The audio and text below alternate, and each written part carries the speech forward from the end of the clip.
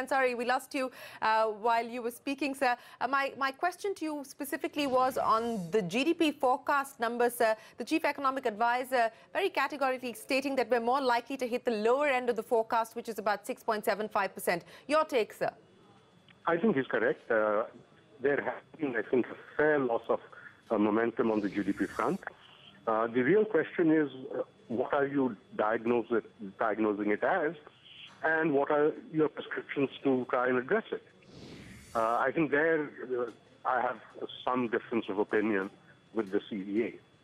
You know, he seems to be diagnosing the problem. What would the difference be, sir? He's diagnosing the problem to the twin balance sheet, to farm loan waivers, which he believes will be deflationary, to the exchange rate appreciating, to real interest rates rising.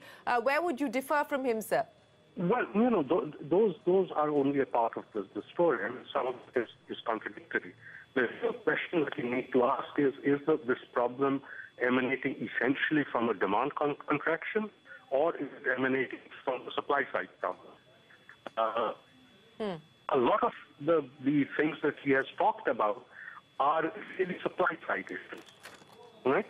However, the prescription that he is giving with a cut in the interest rate is really a way of revising the demand side. So there is a contradiction that's playing out in the diagnosis and the prescription. Now, my sense is that the diagnosis that the supply side problem is the correct one, but the interest rate is then not the solution. So what is the solution, sir? Because I remember, you know, you're the chairperson of our Citizens Monetary Policy, sir, and while everybody else in the committee said that they expected the MPC to do a 25 basis point cut, you as the chair had said that you would suggest that the MPC holds rates, sir. So what would the prescription then be? The prescription is that, you know, if it is a dual balance sheet problem, right? The only way you're going to be able to clean it up is to be able to give at least the banking headroom to be able to clean up its balance sheet first. Now, cutting the rates doesn't help.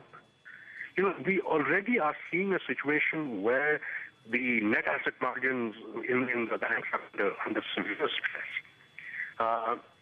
So a rate cut in this kind of a situation is not going to have any transmission.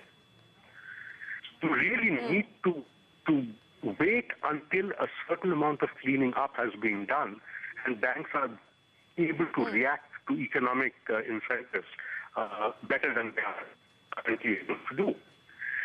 So I would think that if the problem is being identified as a supply side one, the solution must be supply side. They cannot be demand side solutions.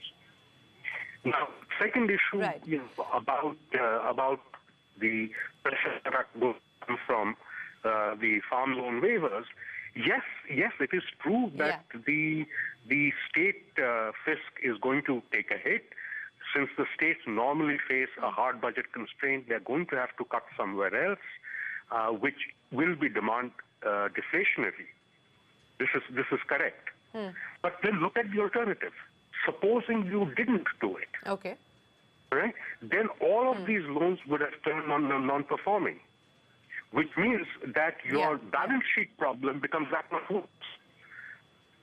So you can't many more offers and then talk about solutions which don't necessarily address any of the causes that you've identified. Sure. Well, Mr. Sen, always a pleasure to speak with you, sir. We'll try and get you on a better line. But thanks very much this evening for joining us